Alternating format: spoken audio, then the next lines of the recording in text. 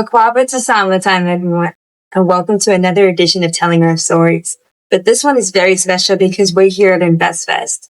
And this has been taken to a whole nother level of investing, networking, and I'm here with two amazing people who are going to be able to change the future with what they're doing. And I'm here with Julian Brown. Joe Patton. It's nice to meet you both. And before we even get fully into what you guys are doing, which is like a game changer, I always like starting at the beginning. So what was your childhood like? Where did you guys grow up? And what led up to you guys even creating an invention that can turn waste into usable fuel? So I was originally born in Chattanooga, Tennessee, and I moved to Atlanta when I was around 6 years old. So I've been in Atlanta for most of my life. And for my entire childhood, I've always been into like building things. I remember when I was 5 years old, I told my mom that I'm going to build something that would prove to the world, how important we are.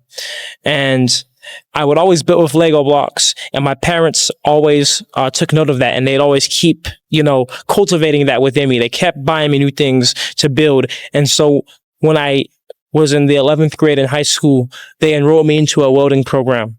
And in that welding program, I learned how to weld and to build things with metal. That gave me the ability to pretty much build whatever I wanted. Now, I've always been super passionate about the environment. And so when I saw the plastic problem and the oceans and the state of the world, and all I could see was the problem, and that's all you could hear everywhere, the problem, and no solution, it made me want to find and be a part of the solution. And being a welder at the time in high school, when I was in the 12th grade, I started to build my first machine. It's called a pyrolysis reactor. The first pyrolysis reactor that I built to convert plastic waste into fuel. And that was off of me doing research, finding out that plastic is made of petroleum and made of fuel. And I wanted to figure out how we could reverse engineer it. All right, so my name is Joe Patton, for those who need to know. But I'm based out of Philly. And my journey started from my childhood it was rough. I was homeless. I had to stay with people from time to time. Got past that, got to high school, and the oil thing didn't come until I got into college. I was actually, I had a friend at the time that was actually, believe it or not, he was taking oil from restaurants. And I'm like, yo, why won't you just go to the restaurants and ask them to recycle it? And basically he told me like, yo, you don't understand, it's hard because these multi-million-dollar companies. I said, well, you didn't even try. So I actually started trying and started working. I started getting contracts from restaurants. I ended up getting about 40 or 50. But the problem was at the time, we were selling the waste cooking oil to a middleman, and then the market changed as far as the pricing. So that kind of like wiped us out and put us out of business. And then fast forward 2023, I always wanted to go to Africa. And when I made my first trip to Africa, it was like spiritual for me.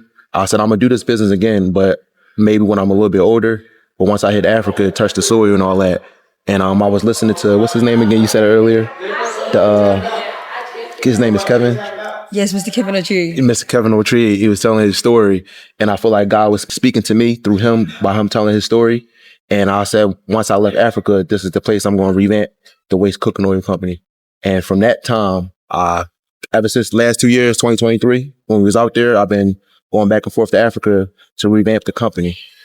And I ain't never looked back ever since. And in the midst of that, I met Julian. It was 2024. Yeah, 2024. I collaborated with Julian, and we've been on a mission ever since. How were you guys able to build that? What is the process between converting waste such as cooking oil and plastic into fuel? So for my process, I use the process of microwave pyrolysis. And that is where I've built a reactor chamber that has microwaves, or rather magnetrons. Magnetrons are what produce microwaves, just like a microwave oven at home. And plastic is loaded inside of the chamber. The chamber is put under vacuum, meaning all the air is sucked out and pulled out. And then the microwaves heat up the plastic. And since there's no air in the chamber, no oxygen, the plastic cannot burn. It instead breaks down and returns into petroleum, what it's made of. So it's reverse engineering the process of plastic. Now, here's the great thing about using microwaves. Microwaves operate off of electricity, and we can get electricity from the sunlight with solar panels. And so this gives me the opportunity to get this machine that can process plastic waste off grid completely, right? Because, especially many countries in Africa don't have a stable power grid. But on top of that, we're able to make fuel for very cheap prices, less than $1 a gallon, because it's off of the sunlight. And so that's how my process works. And I've been working for 5 years. I started when I was 17. I'm now just about to be 22. And it's been 5 years, and I've just got to the point where it's operating off of the solar. My name is Julian Brown, and I'll be explaining how I, at 18 years old, have created a microwave pyrolysis reactor, a device that turns plastic waste into fuel.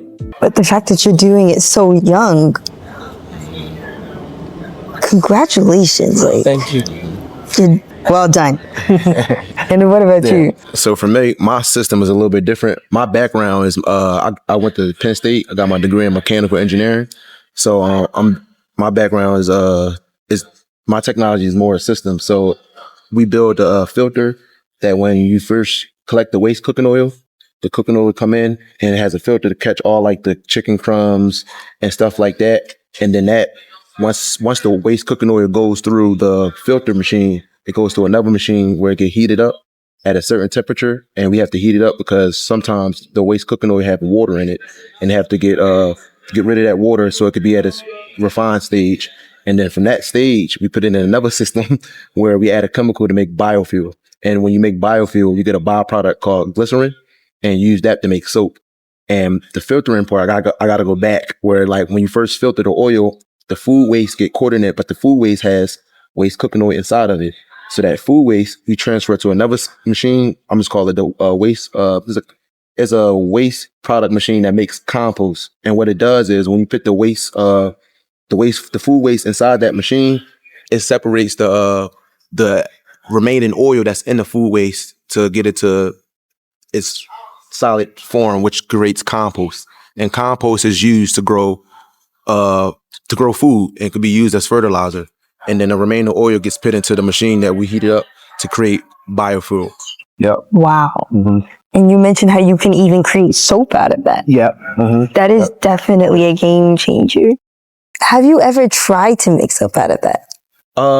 Yes, I did. I actually it's crazy because on my old social media page, I got some soap we had actually created. Yeah. Really? Yeah. Mm-hmm. How did that go? It went all right, but it came out. It ain't the best, but it's all right. I know I never dug deep in it to perfect it, but this time around, that's the goal: to hire the right people to perfect because it's chemistry. I'm not a chemist, but getting the right people to perfect that.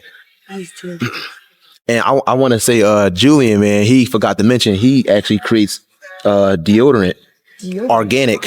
So tell him about that, Julian. Yes. So a branch off company I have is Jabaroma. I've been making my own natural deodorant for years and years, since I was 16.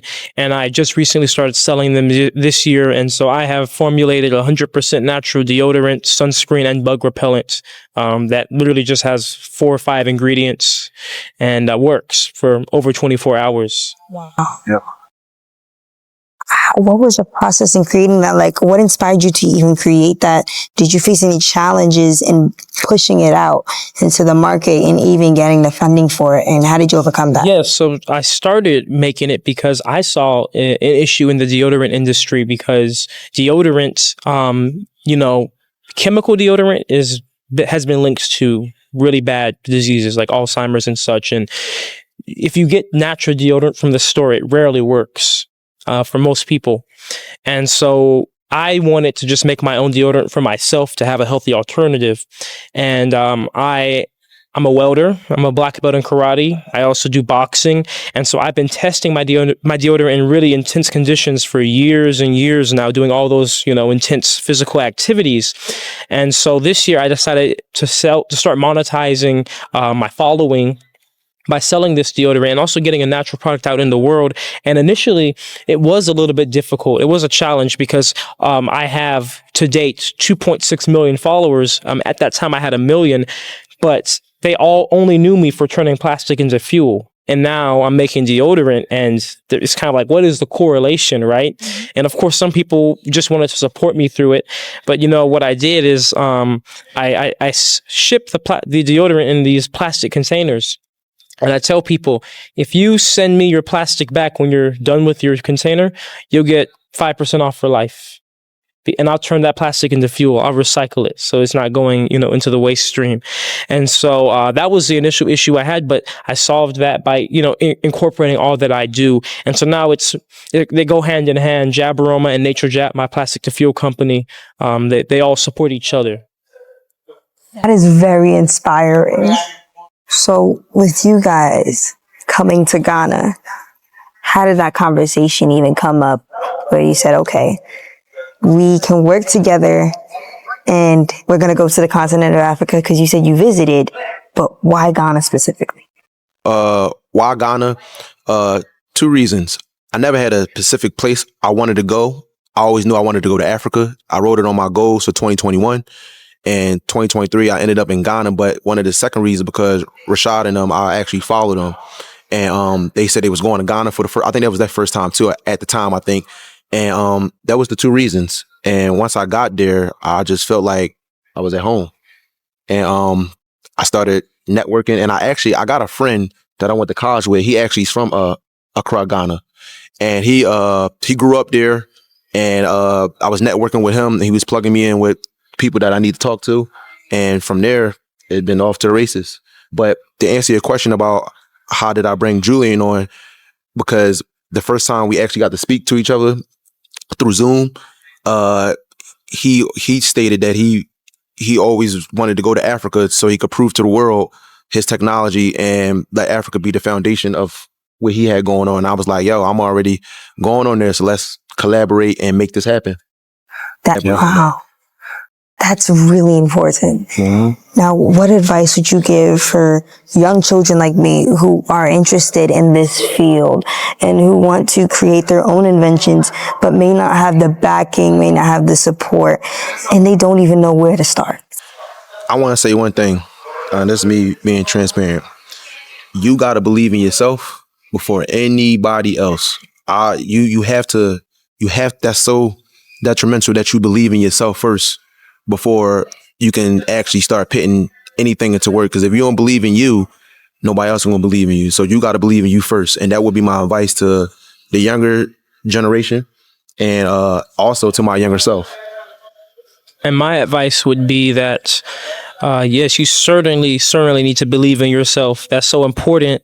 And you also need to focus and build yourself, because you can build something outside of you, like a company, an invention, but there's gonna come struggles and points of time where you need a strong internal foundation, a strong spiritual foundation from within you. And if you don't have that, you can build something and it's gonna fall apart. But if you have built yourself, you can rebuild over and over again and keep building and keep the momentum no matter how hard or difficult things get. Like I said, I've been doing this for 5 years, and I'm grateful now that I do have a grant. I am crowdfunded, but my first few years, it was nothing but the money I had in my pocket as a high schooler and just being able to look around and find opportunity in everything. But I believed in myself, and I also built myself to endure the hardships, to have the perseverance to keep going,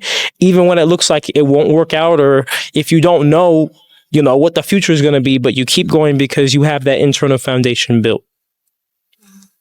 And I want to say something that he said that just reminded me. That internal work, that is so important. You can't, just from what I saw from my own personal experience and people I talked to, for you to get to the next level, you got to do the internal work first, because just like he said, you're going to face a lot of adversity and a lot of obstacles as you starting to climb the ladder to success. And there's a lot that come with that. Everybody say they built for it until the time come. You know what I mean? Adversity, when people going to walk away from you, people ain't going to believe in you, all types of things. But for you to sustain and be able to pivot and keep reinventing yourself and keep climbing, you have to do that internal work. That internal work is so important. And I just wanted to elaborate on that. Have you guys faced any pushback on your idea to put this out there and to better the world, or has it been smooth sailing? No. I'll let you talk tonight. Absolutely. So I share my work online with millions and millions of people. And of course, anybody sharing anything online, you will have pushback. I have experienced an immense amount of pushback, more pushback than like just normal people that share things online, because the work I do, it's threatening. It threatens a lot of people. It intimidates a lot of people, in people that have power, some people that don't have power. Maybe people are just perhaps jealous or envious. And so it's a natural, a part of the story, a natural equation. And, you know, for example, just last month, I had a very bad hacking situation where some hackers, they got into my phone, they got into my mics, got into my cameras. They literally had surveillance over my entire life. And they got into my accounts and were posting my driver's license. And these type of things for me have just become the normal. This is just life, right? Because when you're really building something powerful, you're going to have opposition that's trying to build just as powerfully. So it's almost a sign that you are doing something right when you have such strong forces against you. It's kind of like if you're in a movie, right? There's not a single movie that doesn't have an antagonist, the villain, right? Because you have the hero, the person that's achieving for what's right.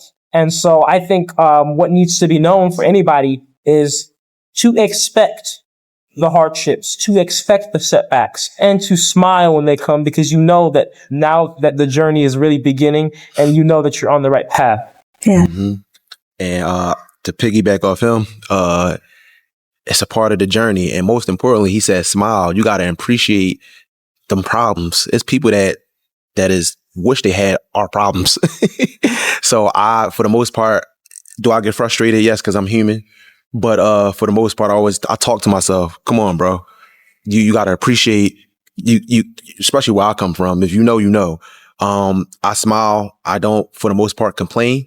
I thank God to even be able to be in this position. I don't take it for granted.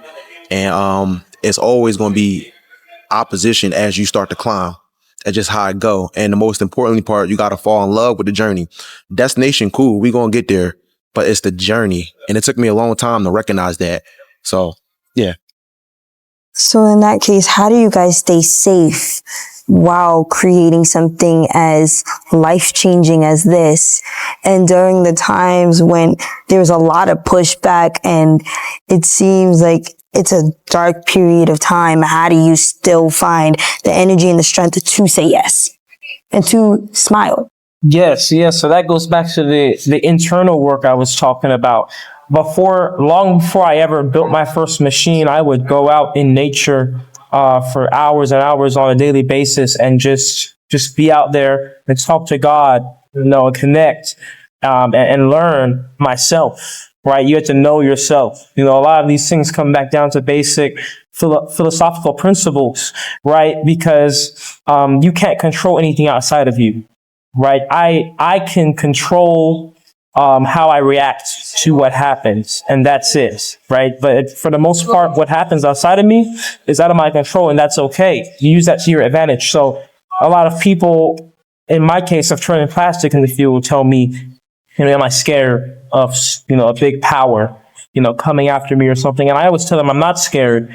I did take a strategic approach in the way how I share what I do online. It does provide some security, because since I am a public figure, it wouldn't be easy to just, make me disappear. Just for example, with the hacking situation, I had to stay off of social media for about 3 weeks when I was hacked. And just by me disappearing for 3 weeks, I made international news because people worried about me that much, right? And so that helps. But also, I see it like this, right?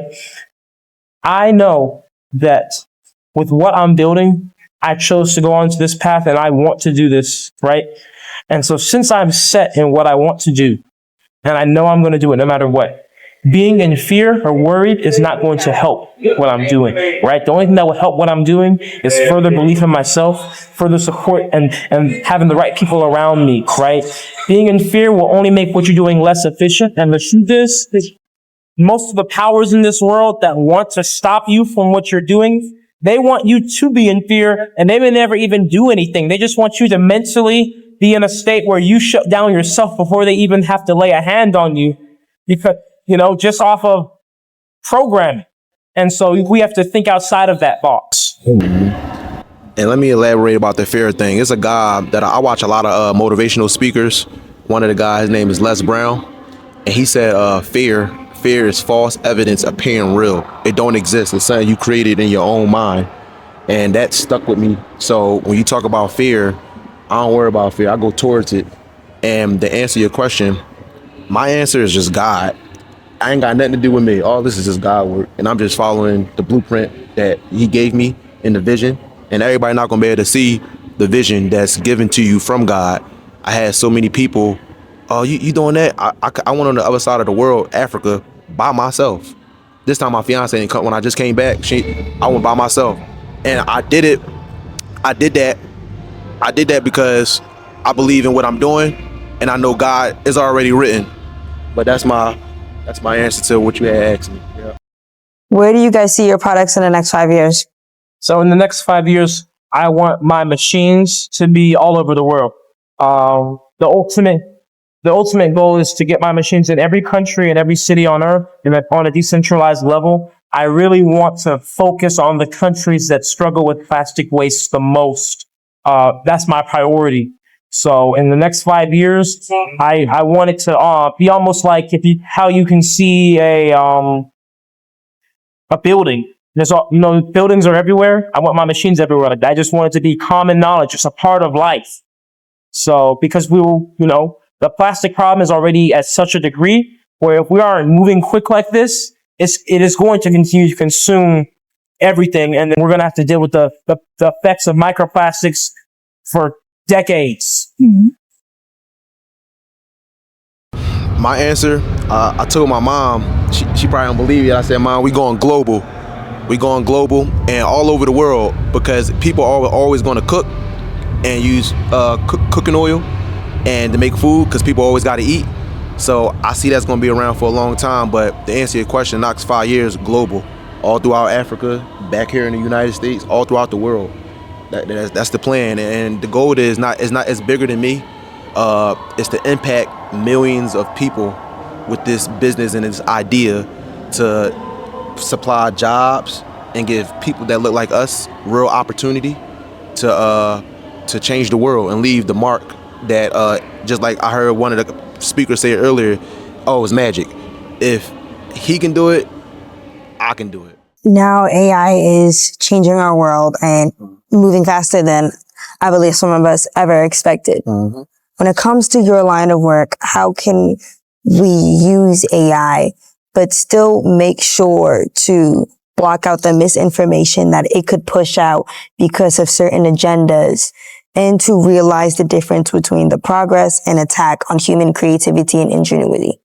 So for what I do, AI certainly can help with creating software and coding for my machines to help them operate more efficiently. AI could also be used for research on different, material sciences and such, to speed things up. When I first built my machine, it was before AI was even around. And so I did all my research off of Google and reading research papers from universities around the world for a few months. AI could have sped that up by a few weeks, a few days, possibly a few seconds. But of course, a few seconds, right? But of course, with great power is great responsibility, and AI has a lot of power. And like you said, it can hamper the creativity of us as humans. And, I think that the best way to balance AI is you need to have somebody, whoever it is like the owner of the company, you could say, they need to be aware of the value of human creativity and the value of human touch. And so they need to not just completely rely on AI to just write everything, make every presentation, use AI to help, the tedious parts, but still let the humans do it. So in my case, for example, I'm going to be writing a children's book soon, right? And what everybody does nowadays is use AI to make all the images. I'm hiring an artist. It's more expensive. It's going to take longer, but I value and appreciate the touch of a human drawing every single thing in the children's book, right? And so that's a choice. But it's a choice I'm choosing to make because I believe in creating the environment where people that are creative can continue to prosper in this world despite AI. So to answer that question, we want to be using AI, just like you said earlier, to make things more efficient, but also to optimize and help us scale more efficiently as well. So what me and Julian did, because he has his own company and I have mine, we collaborated and became PSCGR and Nature Jab Inc. And we consider ourselves as a waste recycling tech company. So in our tech company, we're going to have artificial intelligence helping us maneuver and also scale at a fast rate. And also, he says something that's important, not to rely on AI, still use the human creativity, but understanding that AI is just a tool. And we learn to be masters of the tool to help benefit and not get addicted to it by being conscious and saying, hey, we know what it's for, but that's not something we're going to depend on, rely on to take us to where we got to go. Yeah. Now, this is a question directed to you, Mr. Julian. What is your children's book about, and what was the process you've been writing? So I'm still in the process of writing it, but it's going to be a book about my journey as somebody that started very young on this path, because the goal of the book is to reach out and talk to children who are thinking the same way already, because I knew I had a feeling in me since I was, like I said, when I was 5 years old, I told my mom I'm going to build something. And so I know there's other children out there that have that in them. They have that fire, that seed that just needs the right cultivation, the right words to them. And that's what I want to put in a digestible form into this book. They also say, make sure you can explain whatever you do to a child, and that you can explain it to anybody. So if I can explain, and excuse me for this long phrase here, but if I can explain a solar continuous microwave pyrolysis reactor to a toddler, then I can explain it to anybody. Yes.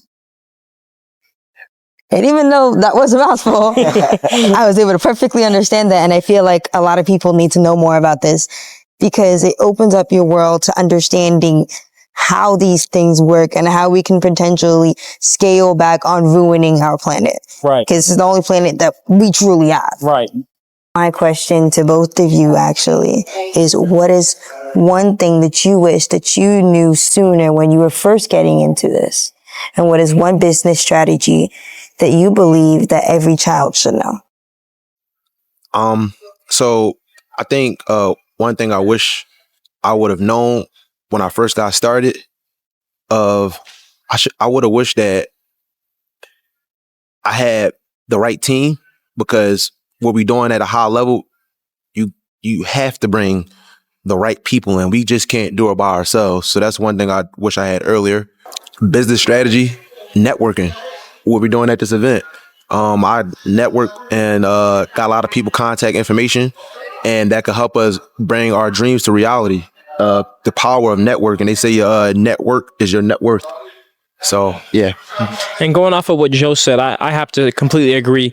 The importance of the right people around you is everything for your business, because I mistakenly thought, okay, as long as I'm just making sure the people doing business around me are the right people, then it's okay. I can just have whoever I want in my personal life. But everything is connected down to, it could be your girlfriend, boyfriend, whatever. Every single person in your life needs to be aligned with your mission and helping you get there, because if they're not, business, personal, whatever, they will pull you down, they will drag you down, they will siphon your energy and your connection to your purpose. And so I wish I knew that, because it saves you so much time, because it's a pretty easy vetting to ask yourself, when I meet this person, are they adding to me or are they taking from me? Are they helping me get closer or are they slowing me down? And then okay, set the boundaries. It's not always about being nice. It's about doing what's helping you proceed to the next steps. And so that's what I wish I knew, because there were so many times when I was too nice, and it put me in positions where I wasted so much time, and I had so many people draining me and wasting so much of my precious focus. Just to learn the whole time, they never were about my mission, right? They were really just about themselves or connecting to me. And a piece of business advice I give to any child is communication is so important, because if I built the machine I built, but I couldn't communicate it like I do to people, I couldn't talk or articulate well about it, it wouldn't have nearly the same impact. The reason I'm even here, the reason that Joe and I are up here in this area in InvestFest is because of communication, because I was able to communicate with the world how I do what I do. And that opened all the doors, because people need to understand, right? It just sounds like scientific gibberish to anybody, but I'm going online and communicating this in a way that anybody in the world of any age is able to watch my videos and understand what's happening. So communication goes with networking hand in hand. You need both. Now, for you guys, since I live in Ghana, West Africa, I need to teach you 2 words. What's that? Akwaaba, which means welcome. Akwaaba. Perfect. Medasi, which means thank you. Medasi. Medasi. Oh, Medasi. There you go. So when you guys go to Ghana, when you go there again, and when you are able to go there for the first time, you guys can learn those words and use them. And so if I'm there by that time, which I hope I am, I can also teach you guys your name names. Okay. So That's beautiful. that is my wish. Akwaaba And Medasi. Medasi. There you guys go. Akwaaba and Medasi. And Well, look, I'm teaching myself Spanish right now. I'm gonna have to teach myself Ghanaian. Chi. There you go. Okay. There you go. So I want to say congratulations to both of you guys. You guys are doing something that is going to change the world as we know it, is going to do so much good in the world. And I truly hope that people are watching and the right people will come to you to help you, to support you guys, because we need this. We need more of this. We need more of the ingenuity, the passion, the care, and these whole products that can change the world and make our lives better. Thank you guys so much. You're welcome. And before you guys go, how would you describe your life's journey in 1 sentence and why? I'll let you go first. I was about to say that to you. That's a good question too. Take as much time as you need. You want me to go first? It was fine. I just gotta think about it. Yeah. My life journey in 1 sentence. And why? I could just say one word. I'm gonna just say blessed. I'm gonna just I there's no word for it, because I've been through so much, man. Every time it's certain situations that I got out of, I didn't know how I got out of it, and my only answer is God. I promise you that. It's like, if I tell you certain stories, you be like, what? I'm like, God. So I just say, sum it all up, blessed. I'm blessed, and some of the things is hard to even articulate, because it's just like, wow. So, yeah. And I would say that mine would be isolated in gratitude, because many times throughout my life, I would say majority of my life, I always kind of felt different and outside of just the standard crowd, felt very isolated. But I applied gratitude to that instead of seeing it as something to my detriment. And through that gratitude, through all the hardships and everything I've been through, it's always allowed me to build from any situation and turn any negative into ultimately a positive. That's beautiful. Thank you. Is there any way that I could support you guys in any way possible? I always tell people, just keep me in prayer, because prayer is powerful. And I say just doing this is supporting me, because you're helping get out the message of what I'm doing. And that is the most important thing to me, to make as many people on earth aware that what we're doing is possible and that they are capable of doing even greater things than us. Yeah. Yes. I hope you guys who are paying attention to this, I hope you guys support them to the best of your abilities. Where can they find you guys at?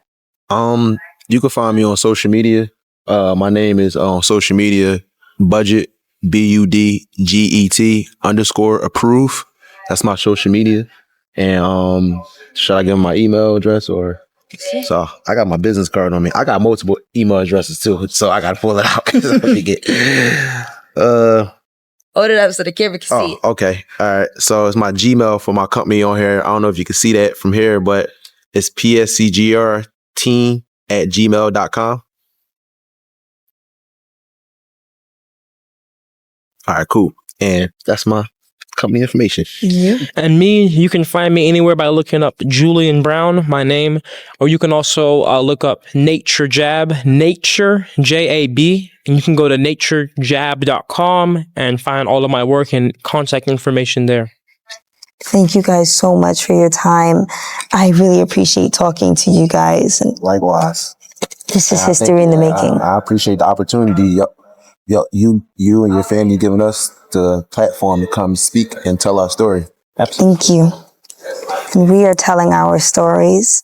Until next time on SamaTime. And it's a wrap. Sorry, I always do that. You are a really good interviewer. Yes. Thank you. One of the best I've ever had. Thank you. How old are you? I'm 13, sir. 13. 13? Oh, wow. Wow, you guys have done an amazing job. Yes, I'm yes. telling you, I've done a lot of interviewers, but she's the best interviewer I've ever had. Thank you. Yes. Yes, I have had. I'm shocked that she's 13, though. That's crazy. Thank you. Yes.